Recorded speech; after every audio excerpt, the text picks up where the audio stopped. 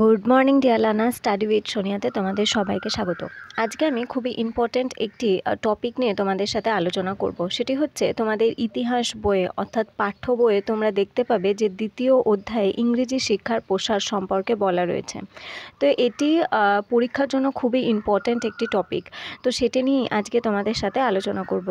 তো তার আগে বলে নিই, আমার চ্যানেলের নাম হচ্ছে স্টাডি উইথ সোনিয়া। যদি হ্যাশট্যাগ দিয়ে তোমরা চ্যানেলটিকে সার্চ করো তাহলে কিন্তু খুব সহজেই সেই চ্যানেলটিকে তোমরা পেয়ে যাবে। এবং এই যে ইংরেজি শিক্ষার বিস্তার আমি করেছি, তার আগে কিন্তু প্রাচ্য পাশ্চাত্য শিক্ষার দ্বন্দ্ব এটাও কিন্তু আমি আমার প্লেলিস্টে দিয়ে দিয়েছি। এই ভিডিওটা আছে, অবশ্যই তোমরা ওটা দেখো। না দেখলে কিন্তু এই পরের যে ইংরেজি শিক্ষার প্রসার অর্থাৎ পরের যে টপিকটা সেটা কিন্তু বোঝা যাবে না। কারণ আমি বারবার বলে থাকি যে একটা পড়া একটা পড়ার সাথে রিলেটেড অর্থাৎ টপিকের সাথে। তো আগেরটা না জানলে অবশ্যই পরেরটা জানা সম্ভব নয় বা বোঝাও সম্ভব নয়। তো আজকে আমি তোমাদের যে বইয়ে যেভাবে বলা আছে তো সেইভাবে যে ছবিটা সেটা আমি কিন্তু তুলিনি, কারণ ওখানে শুধুই প্রচুর প্রশ্ন পাবে তোমরা, প্রচুর প্রশ্ন। তো ওখান থেকে শর্ট কোয়েশ্চেনের জন্য খুবই ইম্পর্টেন্ট, কিন্তু যদি তোমরা বুঝতে চাও তার জন্য আমি যে তোমাদের জন্য এই পিপিটিগুলো নিয়ে আসছি সেগুলো খুবই ইম্পর্টেন্ট। আমি এইভাবে গল্পের মতো করে তোমাদের সাথে আলোচনা করব। তাহলে কিন্তু খুব সহজেই তোমাদের যে কনসেপ্ট আছে সেটা তোমাদের মাথার মধ্যে ঢুকে যাবে। তার ফলে যখনই এখান থেকে কোনো কোয়েশ্চেন আসবে খুব সহজেই তোমরা তার উত্তর দিতে পারবে। এবং তোমরা যদি চাও যে আমি বইয়ের যে পৃষ্ঠাগুলো আছে সেখান থেকে ছবি তুলে নিয়ে সেখানকার শর্ট কোয়েশ্চেনগুলো তোমাদের সাথে আলোচনা করি, সেটাও আমি করে দিতে পারি পরে। তো কমেন্টে জানিও।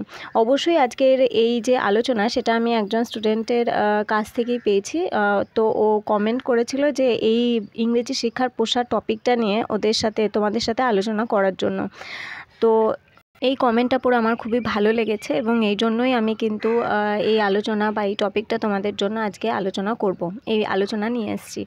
তো চলো শুরু করা যাক যে এই ইংরেজি শিক্ষার প্রসার কিভাবে হয়েছিল এবং ঔপনিবেশিক আমলে ভারতে এর একটা যে প্রভাব পড়েছিল সেটা কি, এবং কারা এদের সঙ্গে যুক্ত ছিলেন এবং কীভাবেই বা এই শিক্ষার প্রসার ঘটেছিল। এবং এই চ্যানেলে যারা একদম নতুন তারা অবশ্যই চ্যানেলটিকে লাইক, শেয়ার আর সাবস্ক্রাইব করতে একদমই ভুলবে না। আর পাশে থাকা নোটিফিকেশনের বেল আইকনটিও প্রেস করে রাখবে, তাহলে আমি যখনই কোনো ইন্টারেস্টিং এবং নতুনত্ব টপিক নিয়ে ভিডিও বানাবো সেটা কিন্তু তার নোটিফিকেশন তোমাদের কাছে সবার আগে পৌঁছে যাবে। তো চলো আজকে আমরা আলোচনা শুরু করি যে এই ঔপনিবেশিক ভারতে ইংরেজি শিক্ষার প্রসার কিভাবে ঘটেছিল। তো এখানে একটা ছবি তোমরা প্রথমেই দেখতে পাচ্ছ, ইংরেজ এবং তারা এডুকেশন দিচ্ছে, তাই না? তো ঔপনিবেশিক আমলে ভারতে উল্লেখযোগ্য ঘটনাগুলির মধ্যে একটি হলো যে ইংরেজি শিক্ষার প্রচলন করা বা প্রসার ঘটানো। শুরুর দিকে অবশ্য ইস্ট ইন্ডিয়া কোম্পানি কোনো মতেই এদেশে ইংরেজি শিক্ষা বিস্তারে পক্ষপাতী ছিল না। কেনই বা থাকবে? কারণ তারা এখানে শাসন করছে এবং তাদের যদি ইংরেজি শিক্ষায় শিক্ষিত হয়ে যায় এখানকার ভারতীয়রা, সাধারণ মানুষরা, তাহলে তারা বিদ্রোহ করতে পারে ব্রিটিশদের বিরুদ্ধে, তাই না? তো তার জন্য হতে পারে যে ইংরেজি শিক্ষা তারা বিস্তার করেনি। তো বাকিটা আমরা পরে জানবো যে কেন তারা ইংরেজি শিক্ষা বিস্তার করেনি, পুরোটাই আজকে আমরা আলোচনা করব। নেক্সট, ইংরেজি শিক্ষা বিস্তারে কোম্পানির অনীহার কারণটা কি না, 1792 খ্রিস্টাব্দে কোম্পানির প্রশাসক চার্লস গ্র্যান্ট সর্বপ্রথম একটি পুস্তিকা অর্থাৎ বইয়ে এদেশে ইংরেজি শিক্ষার প্রচলনের যে প্রস্তাব সেটা তিনি দিয়েছিলেন যে এদেশে ইংরেজি শিক্ষার প্রসার ঘটানো উচিত। কিন্তু ইংল্যান্ডের কমস সভা এবং কোম্পানির ডাইরেক্টর সভা সেই প্রস্তাবকে নাকচ করে দেয়, অর্থাৎ নিষিদ্ধ করে দেয় যে হবে না। কারণ আসলে শুরুর দিকে ভারতে ইংরেজি শিক্ষার প্রচলনে কোম্পানির অনীহার প্রধান দুটো কারণ ছিল। অবশ্যই সেই দুটো কারণ নিয়েই আলোচনা করব। ফার্স্ট, কোম্পানি আশঙ্কা করেছিল ভারতে ইংরেজি শিক্ষার প্রচলন ঘটলে পাশ্চাত্যের যে জ্ঞান এবং বিজ্ঞানের সংস্পর্শে এসে ভারতীয়দের স্বাধীনতাবোধের জাগরণ ঘটবে। খুবই ইম্পর্ট্যান্ট একটা জায়গা, যে এটা নিয়ে আমি তোমাদের প্রথমেই বললাম। তারা ভেবেছিল যে ভারতীয়রা যদি ইংরেজি শিক্ষা শিখে নেয়, মানে ইংরেজি শিক্ষায় শিক্ষিত হয়ে যায়, তাহলে অবশ্যই তাদের মধ্যে একটা স্বাধীনতা হওয়ার বোধ জাগরণ ঘটবে এবং তারা আমাদের বিরুদ্ধে আন্দোলন করবে, আমাদেরকে এখান থেকে সরে যেতে হবে। তাতে কোম্পানির ক্ষতি ছাড়া কিছুই হবে না, ঠিক কথাই, কারণ কোম্পানি যদি এখানে সাম্রাজ্য বিস্তার না করতে পারে, তাদের যদি লাভ না হয়, তাহলে তারা কেনই বা সাহায্য করবে ইংরেজি শিক্ষার প্রসার ঘটানোর জন্য। নেক্সট, প্রশাসনিক ক্ষমতা লাভ করবার পরও কোম্পানি নিজেকে একটি ব্যবসায়িক প্রতিষ্ঠান হিসেবেই ভাবত, কারণ তারা এখানে প্রথমে মনে আছে যে তারা এখানে দেওয়ানি লাভ করতে এসেছিল, অর্থাৎ তারা এখানে ব্যবসা বাণিজ্যের জন্যই এসেছিল। তাই ব্যবসায়িক মানসিকতায় শিক্ষা বিস্তারে অর্থ খরচ কোনো অর্থই কোম্পানি খুঁজে পায়নি, যে কেনই বা শিক্ষাকে বিস্তার করার জন্য আমরা অর্থ দেব, মানে টাকা দেব, আর দিয়ে লাভটা কী? কারণ এই ভারতীয়রা যদি ইংরেজি শিক্ষায় শিক্ষিত হয়ে যায়, তাহলে আমাদের লাভ তো কিছু হবে না, উল্টে আমাদের ওপর আক্রমণ করবে এবং তারা স্বাধীন হওয়ার চেষ্টা করবে। মূলত এই দুটি কারণের জন্যই ভারতে ইংরেজি শিক্ষার প্রচলনে ইস্ট ইন্ডিয়া কোম্পানি যথেষ্ট গড়িমসি করেছিল, অর্থাৎ দেরি করেছিল, একদম লেজি ব্যাপার ছিল, করতে চাইছিল না। নেক্সট, কেরানি তৈরির মিথ আর বাস্তবতা। অবশ্যই নিজের একটা করে ধারণা থেকে থাকবে, তো আমারও একটা ধারণা আছে, কিন্তু সে বিষয়ে আমি যাব না। এখানে যেটুকু দরকার বোঝার জন্য, তো সেই বিষয়ে আলোচনা করব। মিথ মানে মিথ্যা, অর্থাৎ কেরানি তৈরি একটা মিথ না বাস্তবতা, এটা মিথ্যা না সত্যি, সে বিষয়ে আলোচনা করা যাক। 1813 খ্রিস্টাব্দে চার্টার আইন, খুব ইম্পর্ট্যান্ট এটা কোয়েশ্চেন, পারলে নোট ডাউন করে রাখো। ভারতীয় রাজস্ব থেকে প্রাপ্ত অর্থের 1 লক্ষ টাকা শিক্ষার জন্য খরচের নির্দেশ দেওয়া হয়েছিল, কিন্তু 1813 থেকে 1823 খ্রিস্টাব্দ পর্যন্ত প্রথম 10 বছরে কোম্পানি শিক্ষা খাতে 1 টাকাও খরচ করেনি। কিন্তু চার্টার আইনটা জারি হয়েছিল 1813 খ্রিস্টাব্দে।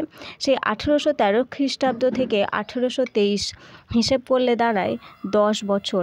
এই 10 বছর ধরে কোম্পানির যে শিক্ষা খাত, সেখানে 1 টাকাও কিন্তু খরচ করেনি।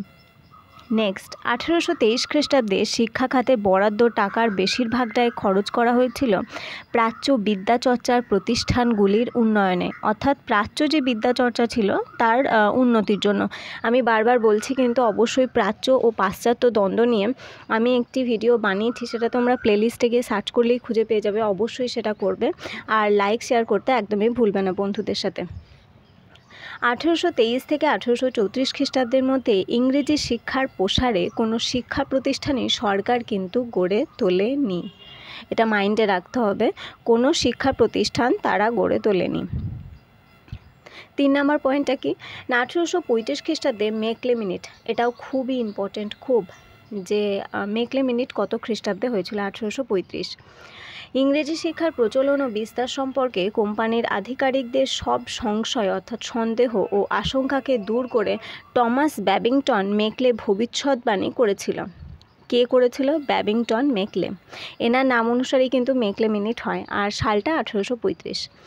ভারতে ইংরেজি শিক্ষার প্রচলন ঘটালে আখেরে সরকারেরই লাভ হবে, কারণ ইংরেজি শিক্ষার মধ্যে দিয়ে ইউরোপীয় সংস্কৃতির প্রসার তারা ভারতে ঘটাতে পারবে। তো দেখো কিভাবে এবং কেন তারা ইংরেজি শিক্ষার প্রসার ঘটাতে চেয়েছিল, তাই না?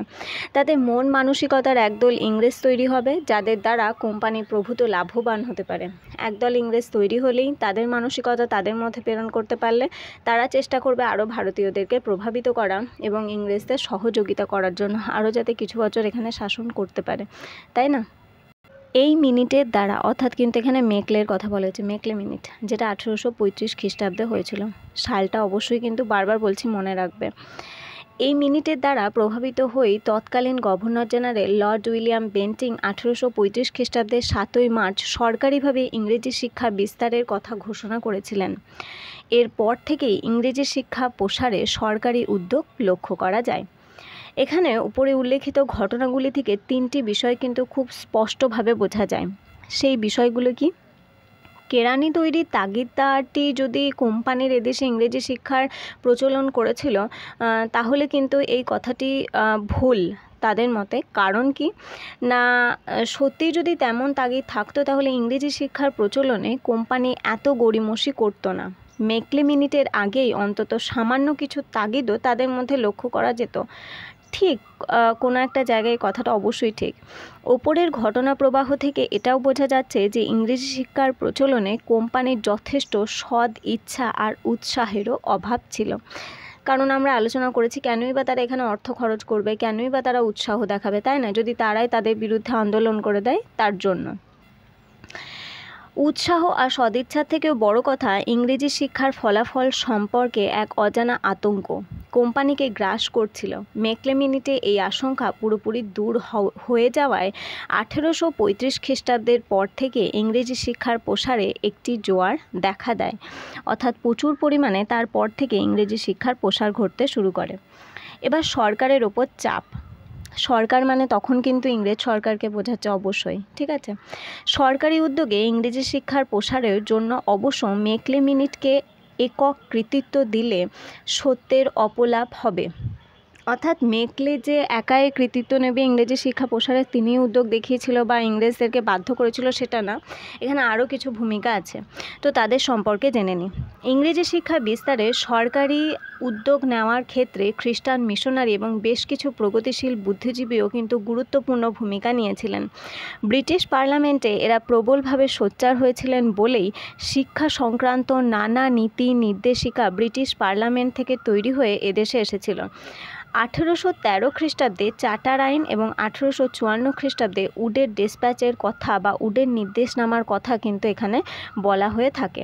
এবার আমরা জেনে নেব যে উডের ডিসপ্যাচ বা উডের নির্দেশনামা কী। তো এখানে দেখতে পাচ্ছি যে 1853 খ্রিস্টাব্দে ব্রিটিশ পার্লামেন্টে ভারতের ইংরেজি শিক্ষা বিস্তারের বিভিন্ন ত্রুটি এবং বিচ্যুতি ও প্রধান সমস্যাগুলোকে সামনে নিয়ে আসা হয়।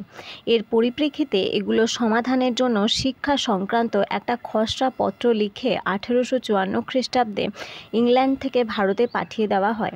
এই খসড়া পত্রটি রচনা করেছিলেন বোর্ড অব কন্ট্রোলের সভাপতি চার্লস উড। তো বোর্ড অব কন্ট্রোলের সভাপতি কে ছিলেন? Charles would.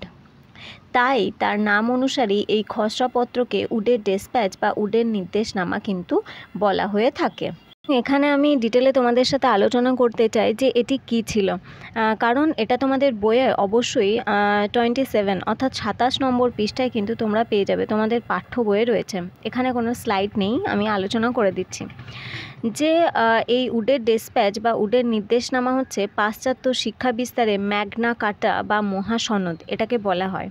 এতে যেসব সুপারিশগুলো করা হয় সেগুলো হলো একটি পৃথক শিক্ষা দপ্তর গঠন করা হবে, কলকাতা, বোম্বাই ও মাদ্রাজে একটি করে বিশ্ববিদ্যালয় প্রতিষ্ঠা, শিক্ষক এবং শিক্ষণ ব্যবস্থার চালু, উচ্চশিক্ষায় ইংরেজি ভাষার গুরুত্ব বৃদ্ধি এবং স্ত্রী শিক্ষা প্রসারে প্রভৃতি ভূমিকা গ্রহণ করা হবে। এ সমস্ত সম্পর্কে উডের ডিসপ্যাচে বলা হয়। এবার আমরা জানব যে ইংরেজি শিক্ষা বিস্তারের উদ্যোগ। ভারতে ইংরেজি শিক্ষার বিস্তারকে প্রধানত দুটি ভাগে ভাগ করা যায় বা দুটি পর্বে ভাগ করা যায়। সেগুলো কি?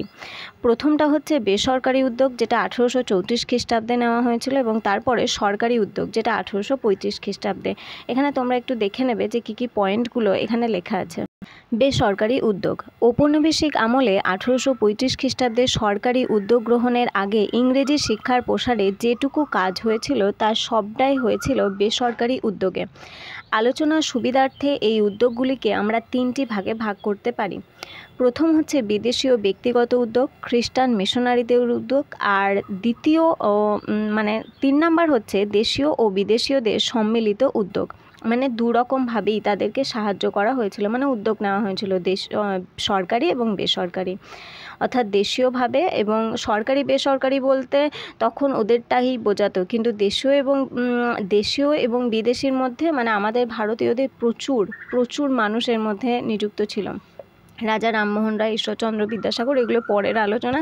এখন শুধু আমরা ইংরেজি শিক্ষার প্রসারটা নিয়ে আলোচনা করব। বিদেশি ও ব্যক্তিগত উদ্যোগ কী?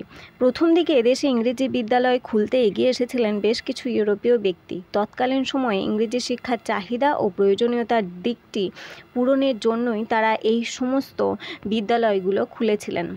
ভারতের প্রচলিত শিক্ষায় কিভাবে ভাঙন ধরে দেখো। ইংরেজি শিক্ষা প্রচলনের আগে ভারতে প্রচলিত শিক্ষা ব্যবস্থা ছিল অনেকটাই গতানুগতিক ধাঁচের, অর্থাৎ হিন্দুরা পাঠশালা আর টোলে পড়াশুনো করত, মুসলিমদের জন্য ছিল মাকতাব আর মাদ্রাসা।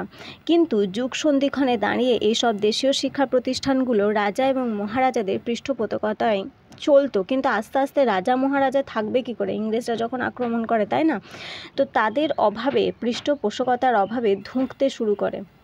অর্থাৎ দুর্বল হয়ে যায়, কোনো রকমে টিকে থাকে। ভারতে কোম্পানি শাসন প্রতিষ্ঠিত হবার পর ফার্সি আর সংস্কৃত শিখে সরকারি চাকরি পাওয়া একদমই সম্ভব ছিল না। সরকারি মানে ইংরেজদের অধীনে চাকরি পাওয়ার, কিন্তু ঠিক আছে, তো চাকরি পাওয়া খুব একটা সম্ভব ছিল না, তার জন্যই ইংরেজি শিক্ষার দরকার ছিল।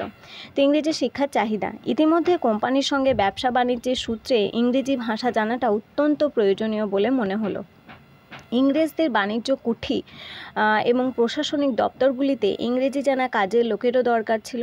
তাই এই সুযোগে সম্ভ্রান্ত ব্যক্তি ইংরেজি শিক্ষা লাভ করতে চাইছিলেন, কারণ ইংরেজি শিক্ষা লাভের সঙ্গে চাকুরি এবং ব্যবসা বাণিজ্যের সুবিধে দুটোই কিন্তু জড়িত ছিল।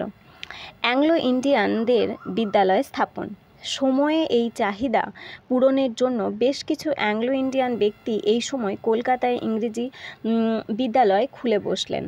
ডেভিড ড্রামন্ড ধর্মতলা একাডেমি স্থাপন করেছিলেন। কে স্থাপন করেছিলেন, কোথায়? খুব ইম্পর্টেন্ট, জোড়াসাঁকোতে সেরবোর্ন একটি ইংরেজি বিদ্যালয় স্থাপন করেন। এছাড়া বাউল, আর্টন, পিট্রাস প্রমুখ ব্যক্তিরাও একটি করে বিদ্যালয় খুলেছিলেন। এই সমস্ত বিদ্যালয়গুলিতে Henry Vivian Derozio, prince Dwarkanath Thakur, Ramgopal ঘোষের মতো নবজাগরণের কাণ্ডারীরা ইংরেজি শিক্ষার সুযোগ লাভ কিন্তু করেছিলেন। নেক্সট, খ্রিস্টান মিশনারিদের উদ্যোগ। প্রথম হচ্ছে সরকারি উদ্যোগে যাতে ভারতে ইংরেজি শিক্ষার প্রচলন ঘটে, সেই জন্য ইংল্যান্ডের অভ্যন্তরে অর্থাৎ ভেতরে তারা একটি চাপ ও জনমত তৈরি করেছিলেন। সরকারি উদ্যোগের অপেক্ষায় না থেকে নিজেরাই কিন্তু এ বিষয়ে উদ্যোগী হয়েছিলেন যাতে ইংরেজি বিদ্যালয় স্থাপিত হতে পারে। শ্রীরামপুরে ব্যাপটিস্ট মিশন উদ্যোগে প্রতিষ্ঠিত 126টি বিদ্যালয়ে 10,000 ছাত্র ইংরেজি শিক্ষার সুযোগ লাভ করেছিল। 1818 খ্রিস্টাব্দে শ্রীরামপুরে একটি কলেজ স্থাপিত হয়েছিল। লন্ডন মিশনারি সোসাইটির উদ্যোগে আয়োজিত 36টি স্কুলে বহু ভারতীয় ইংরেজি শিক্ষার অধিকারী লাভ করে। চার্চ মিশনারিরা কলকাতা, বর্ধমান, কালনা, দক্ষিণ ভারতে অনেকগুলো ইংরেজি বিদ্যালয় খুলেছিলেন। স্কটিশ মিশনের প্রতিষ্ঠাতা আলেকজান্ডার ডাফ বেশ কয়েকটি ইংরেজি বিদ্যালয় খুলেছিলেন এবং 1830 খ্রিস্টাব্দে প্রতিষ্ঠিত হয় জেনারেল অ্যাসেম্বলিজ ইনস্টিটিউশন। বর্তমানে এটার নাম হয় যে স্কটিশ চার্চ কলেজ। বর্তমান নামটাও মনে রাখতে হবে। দেশীয় এবং বিদেশীয়দের সম্মিলিত উদ্যোগ, একসাথে কি উদ্যোগ তারা নিয়েছিল। 1816 খ্রিস্টাব্দে রামমোহন রায় নিজের উদ্যোগে কলকাতায় অ্যাংলো হিন্দু স্কুল নামে একটি ইংরেজি বিদ্যালয় খোলেন। 1817 খ্রিস্টাব্দে David Hare, Radhakanta Deb, Baidyanath Mukhopadhyay, supreme কোর্টের প্রধান বিচারপতি sir Edward Hyde East Hindu college প্রতিষ্ঠা করেছিলেন। 1817 খ্রিস্টাব্দে ডেভিড হিয়ার পটলডাঙ্গা একাডেমি প্রতিষ্ঠা করেছিলেন। এটা নামটা শুনেই কিন্তু হাসি পাচ্ছে, তাই না, পটলডাঙ্গা, কিন্তু পরবর্তীকালে নাম হয়েছিল হেয়ার স্কুল। এই পটলডাঙ্গার নামটা চেঞ্জ হয়ে হেয়ার স্কুল হয়, আর 1817 খ্রিস্টাব্দে ডেভিড হিয়ার এটা স্থাপন করেছিল। হেয়ারের উদ্যোগেই পাঠ্যপুস্তক রচনা এবং ইংরেজি বিদ্যালয় প্রতিষ্ঠার উদ্যোগে 1817 খ্রিস্টাব্দে স্কুল বুক সোসাইটি এবং 1818 খ্রিস্টাব্দে কলকাতা স্কুল সোসাইটি প্রতিষ্ঠিত হয়। দুটো সিমিলার লাগলেও কিন্তু নয়, মাইন্ডে রাখতে হবে। এই সময় রাজা রাধাকান্ত দেব, রাজা Rammohan Roy, Prince Dwarkanath Thakur, David here, বর্ধমানে রায়বাহাদুর, তেজচন্দ্র রায় প্রমুখ ব্যক্তিরাই পাশ্চাত্য ইংরেজি শিক্ষা বিস্তারে একে অপরের উদ্যোগে পাশে এসে দাঁড়িয়েছিল। ঠিক আছে, সরকারি উদ্যোগ। ভারতে ইংরেজি শিক্ষা বিস্তারে সবার শেষে এসেছিল সরকার। 1813 খ্রিস্টাব্দে সনদ আইনে ভারতের শিক্ষা খাতে কোম্পানিকে বার্ষিক 1 লক্ষ টাকা খরচ করবার নির্দেশ দেওয়া হলো। কোনো শিক্ষা খাতে এই টাকা খরচ হবে তা নিয়েও একটা আলোচনা হলো এবং প্রাচ্য পাশ্চাত্য বিতর্কও হয়েছিল। 1835 খ্রিস্টাব্দে মেকলে মিনিট এই বিতর্কের অবসান ঘটায় এবং 1835-এ 7ই মার্চ সরকারিভাবে ইংরেজি শিক্ষার প্রসারের কথা কিন্তু ঘোষণা করা হয়। এতে বেশ কিছু শিক্ষা প্রতিষ্ঠান গড়ে তোলা হয়। Kolkata medical college, Thomson engineering college, Madras university high school এবং বোম্বাই এলফিনস্টোন ইনস্টিটিউট। এই চারটে নামই কিন্তু মাইন্ডে রাখতে হবে। কাউন্সিল অফ এডুকেশন গঠন কি বা কিভাবে গঠিত হয়। 1835 খ্রিস্টাব্দে ইংরেজি শিক্ষার প্রসারে সরকার যেসব উদ্যোগ গ্রহণ করেছিল তার মধ্যে কোনো শৃঙ্খলা ছিল না। এই কারণে general committee of public instruction বা জনশিক্ষা কমিটিকে নতুন করে পুনর্গঠন করে 1842 খ্রিস্টাব্দে কাউন্সিল অফ এডুকেশন গঠন করা হয়। এই সংস্থার উদ্যোগে 1855 খ্রিস্টাব্দে 151টি ইংরেজি বিদ্যালয়ে 13,000-এরও বেশি ছাত্রছাত্রী কিন্তু ইংরেজি শিক্ষার, অবশ্যই এটা ছাত্রের ইংরেজি শিক্ষার বিস্তার সম্ভব হয়েছিল বা ব্যবস্থা করা হয়েছিল। এই সংস্কারের উদ্যোগে 1855 151টি ইংরেজি শিক্ষা বিদ্যালয়ে 13,000 ছাত্র ছিল।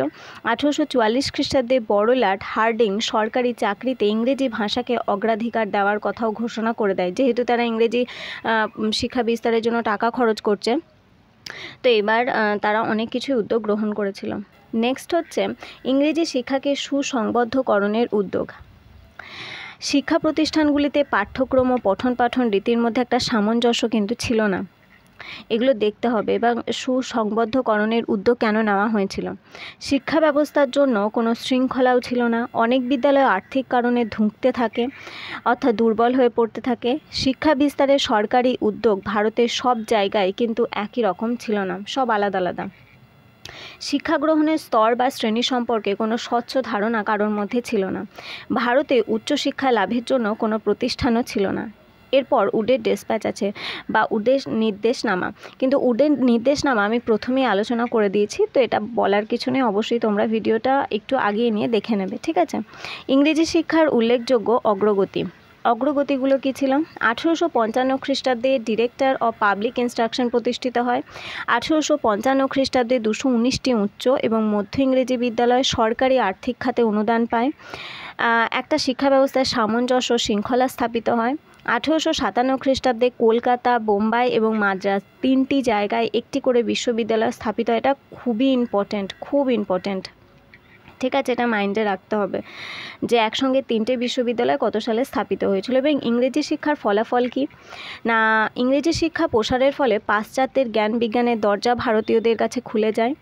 ভারতীয়রা যে একটা জাতীয়তাবোধ, জ্ঞান বিজ্ঞান, গণতন্ত্র, স্বাধীনতা এগুলোর সঙ্গে পরিচিত হয়। সমাজ, দেশ, জাতির যে একটা দুর্বলতা সেগুলো বুঝতে পারে। সমাজ ও ধর্ম সংস্কার আন্দোলনও শুরু হয়। ঐক্যসূত্রে আবদ্ধ করে, অর্থাৎ ইংরেজি ভাষা শিক্ষিত ভারতবাসীকে ঐক্যসূত্রে আবদ্ধ করে ভারতীয়দের জাতীয়তাবাদী চেতনার কিন্তু বিকাশ এখানে ঘটিয়েছিল। এবার প্রত্যেকটা কাজের পেছনে অবশ্যই ভুল থাকবেই, সেই ভুলগুলো নিয়েও আলোচনা করব, অর্থাৎ ইংরেজি শিক্ষার ত্রুটি এবং বিচ্যুতি। ইংরেজি শিক্ষা প্রসারে উচ্চ ও মধ্য শিক্ষা প্রতিষ্ঠান গড়ে তোলার দিকে যতটা জোর দেওয়া হয়েছিল, প্রাথমিক বিদ্যালয় প্রতিষ্ঠার দিকে তা একেবারেই করা হয়নি।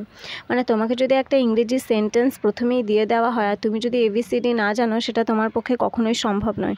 তো আগে তোমাকে ABCD জানতে হবে এবং পরে তুমি একটা পুরো শব্দ পড়তে পারবে, তাই না?